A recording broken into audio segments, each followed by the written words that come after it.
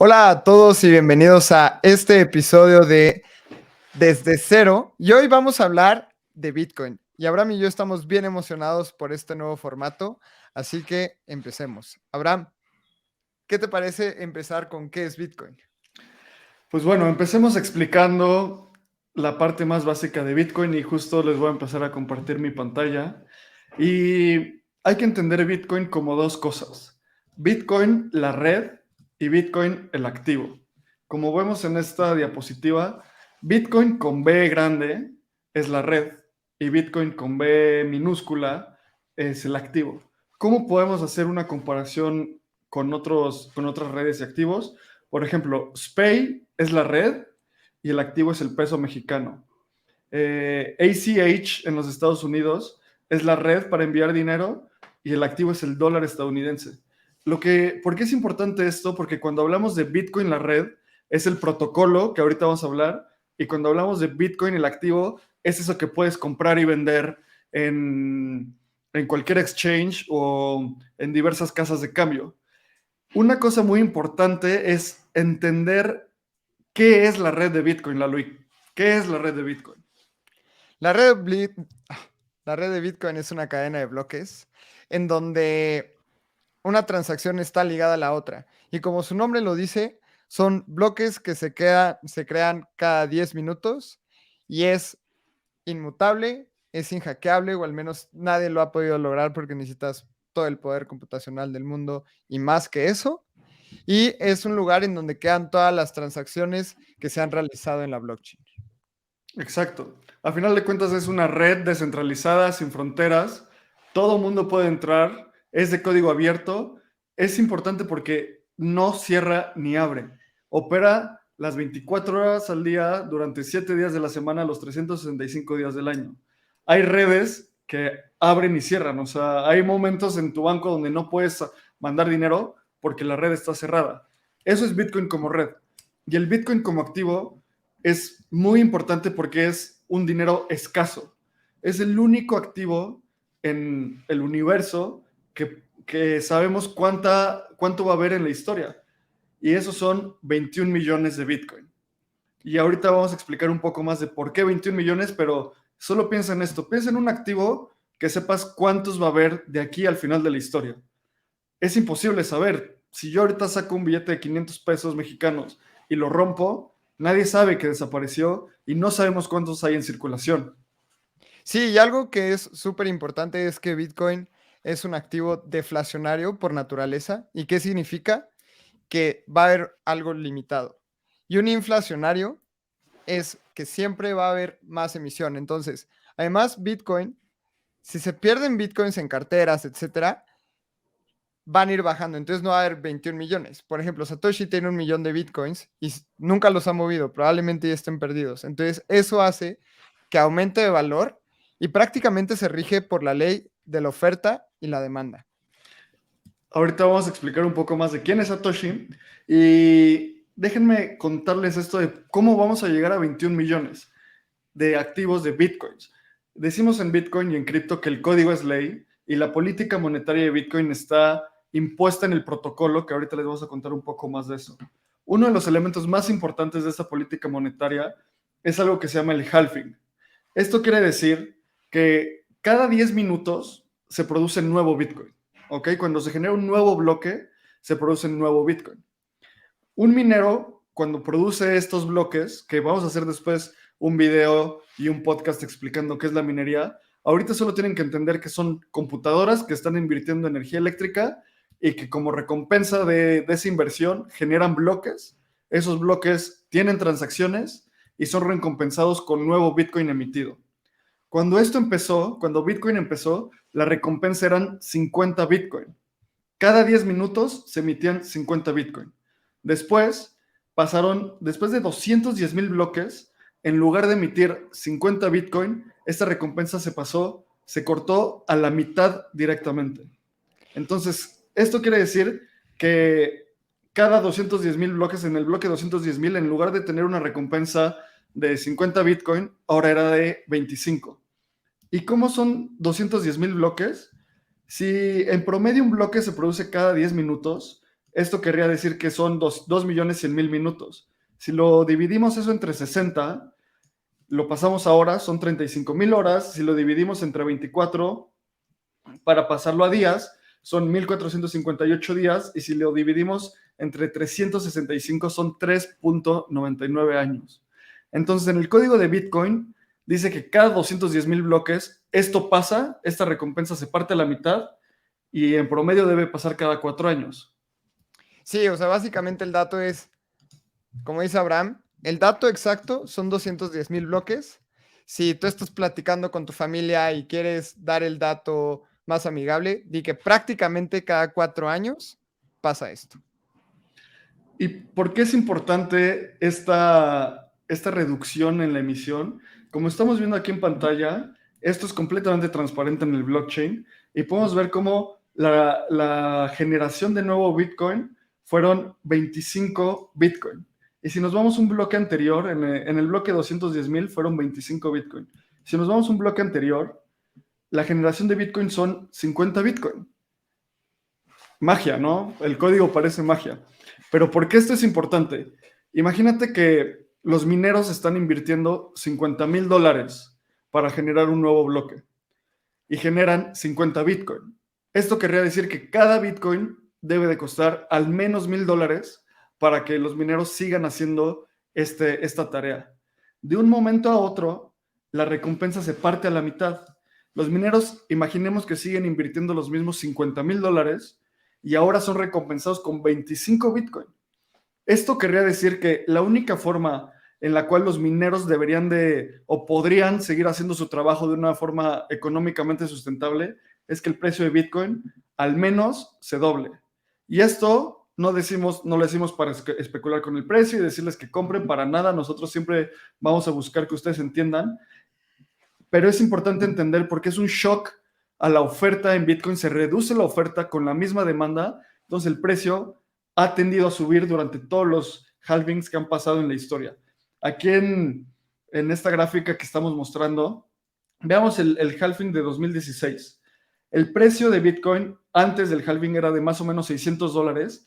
Llegó a subir hasta $20,000 alrededor de 2019. Todos estamos muy emocionados. Y luego crasheó, pero nunca volvió a tocar el precio antes del halving, que era el precio de $600. Lo más bajo que llegó a estar fueron $3,000, por ahí de $3,000. Entonces, esto es una ley de oferta y demanda que hace que Bitcoin sea una reserva de valor, más sabiendo que si solo va a haber 21 millones. Claro, y es un concepto muy, muy básico. Cuando la oferta se reduce, entonces tienes que pagar más por él. Y eso lo podemos ver en todos los mercados. Si hay menos oferta de petróleo, entonces el petróleo va a subir de precio. Es lo que tiende a hacer los mercados. Y estos ciclos económicos y estos halvings son una representación de eso en un modo matemático y computacional. Entonces, como dice Abraham, es completamente transparente, lo podemos ver en la blockchain, lo podemos ver en el blog, y prácticamente cada 4 años, esto se reduce a la mitad, y esto es hasta el final de la existencia del código. Así que esto es infinito. Luego vamos a hacer un video explicando qué pasa cuando se emiten todos los bitcoins, qué pasa cuando se emiten los 21 millones. Pero antes de eso, para que termines de empezar a entender qué es Bitcoin, hay que entender quién lo inventó y cuándo lo inventó. ¿Quién inventó Bitcoin, Lalo? Bitcoin lo inventó Satoshi Nakamoto. No se sabe si es un grupo de personas, un hombre, una mujer. Nadie sabe la entidad de Satoshi. Y se publicó el white paper, o este papel que está mostrando Abraham, el 31 de octubre de 2008. Hay muchísimas teorías de que Satoshi lo tenía todo planeado para publicarlo el 31 de octubre. Sabemos que es la noche de brujas, Halloween. Pueden investigar muchísimo y todas las teorías conspirativas a mí me encantan, se las recomiendo un montón. Pero esto es el white paper en el que explica qué es Bitcoin. Y a mí me gusta muchísimo porque en muy pocas hojas explica todo el concepto y es muy entendible. En algunos momentos puede llegar a ser un poco técnico, pero cualquier persona con conocimiento mínimo computacional puede entender muy bien la idea del white paper de Bitcoin. Sí, es súper interesante porque es un documento donde habla un poco de por qué hacer Bitcoin, cómo funciona el blockchain, cómo le da valor a la política monetaria. Y ahí es cuando Bitcoin nació. Y decimos que ahí nació porque es en ese momento cuando Bitcoin se liberó al mundo y Satoshi Nakamoto lo mandó a un grupo de nerds, básicamente, que eran unos entusiastas de la criptografía que se llaman cypherpunks. Y la mayoría de la gente ahí le dijo, no sabemos quién eres Satoshi, pero estás loco, loca o lo que seas, no va a funcionar. Pero Satoshi continuó con este sueño y generó el primer bloque de Bitcoin. El primer bloque de Bitcoin se generó el 9 de enero de 2009 y obviamente la primera transacción que hubo en el blockchain fue el protocolo dándole Bitcoin al minero que logró resolver este bloque, que fue Satoshi. Esto es muy importante porque quiere decir que no hubo un preminado. Nadie tenía Bitcoin antes de esto. Entonces es una moneda que tiene una distribución muy egalitaria. Cualquier persona que empezó podía obtener Bitcoin. No es como que si yo hoy hago una moneda que se llame el espacio CryptoCoin y digo, no, pues va a haber 21 millones, pero 5 millones los tiene Lalo, 5 millones los tiene Abraham y los demás a la comunidad, pues nosotros saldremos muy beneficiados. Bitcoin no fue así. Bitcoin empezó de cero. Y algo muy interesante es entender también quién es Hal Finney. ¿Y quién es Hal Finney, Lalo? Hal Finney para mí es uno de los ídolos porque, como podemos ver en este tweet, él fue el que puso que estaba corriendo Bitcoin. Entonces, hay muchísimas teorías que Hal Finney fue Satoshi o estuvo involucrado con Satoshi Nakamoto desde el principio, pero al día de hoy, Hal Finney fue un cypherpunk muy entusiasta del ecosistema que está muerto. Entonces esto Sí. se me hace todavía más interesante porque podemos ver que él fue el primero en tuitear algo sobre Bitcoin. Fue al día siguiente después del primer bloque, de la primera transacción. Entonces es súper interesante. Yo sé que tú eres súper fan de Hal Finney. Sí, Hal Finney era un cypherpunk, era un genio. Hay videos de Hal Finney hablando sobre firmas digitales en los 90s y tuitea esto de running Bitcoin. Y es muy importante por lo que dice Lalo, es de las primeras personas que se pudieron identificar quiénes eran, que estuvo en contacto con Bitcoin. Y además de eso, fue la primera persona en recibir una transacción de Bitcoin. Y esto es Satoshi Nakamoto, este ente que no sabemos si es hombre o mujer, es una persona completamente anónima, le mandó a Hal Finney la primera transacción de Bitcoin. Y esto es uno de los elementos más importantes en la historia de Bitcoin. Para cerrar este video, queremos hablar de dos cosas. ¿Por qué Bitcoin? ¿Qué problemas resuelve Bitcoin? Y la filosofía. Entonces, los problemas que resuelve Bitcoin es un problema económico muy simple que es el problema de doble gasto. El problema de doble gasto en un ámbito digital es muy importante porque lo que quiere decir es que los activos solo se pueden gastar y enviar una vez. Y es un problema muy difícil de resolver de forma descentralizada, que es lo más importante en Bitcoin, la descentralización. Y Bitcoin lo logra resolver con esta red. Y además logra hacer un sistema monetario que cualquier persona tiene acceso y que si tú custodias tu propio Bitcoin, si tú tienes una hardware wallet y tú eres dueño de tus llaves privadas, nadie te lo puede confiscar. Y esto es muy importante también por todos los ideales que hay detrás de Bitcoin, de descentralización, los ideales de libertad, los ideales de igualdad. Si tú tienes tu dinero en el banco, en cualquier momento te lo pueden confiscar. Si tú tienes tu dinero en efectivo, en cualquier momento puede llegar alguien y te los quita. Si tú los custodias, nadie puede hacer eso. Hoy es muy importante esto porque estamos pasando un momento muy difícil en el mundo donde, ¿qué pasa? Gente que tenga que huir de su país no se puede llevar su cuenta bancaria, pero sí se puede llevar su Bitcoin. Entonces, estamos aquí con estos ideales de libertad y para deconstruir el sistema financiero. No, y también el problema del doble gasto es súper importante porque se estima que solo hay el 10% del dinero en el mundo en físico y todo el otro 90% es digital y son números en una base de datos de los bancos Centralizada. y centralizada. Entonces, ¿qué pasa? Y vamos a ponerlo en un ejemplo. Yo tengo 1,000 pesos, voy al banco y los deposito. Ellos me dicen que tengo 1,000 pesos en mi cuenta. Ese dinero ya se lo prestaron a Abraham a una tasa de interés del 15%.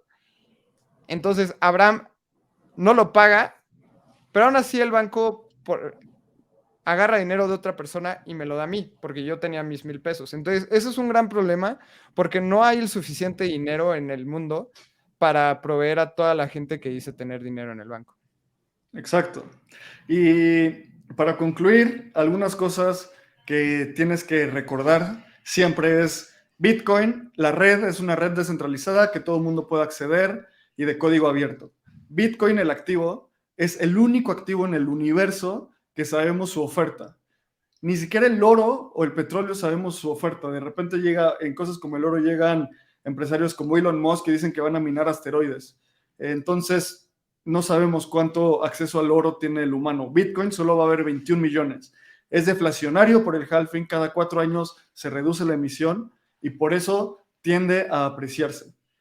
Tiene una gran historia. Satoshi Nakamoto es una persona seudónima, no sabemos quién es, pero inventó Bitcoin, se sacó a la luz el 31 de octubre de 2008 y vamos a hacer más videos explicando qué es el blockchain, qué es la minería, qué pasa cuando se llega a los 21 millones y también díganos de qué quieren que hablemos.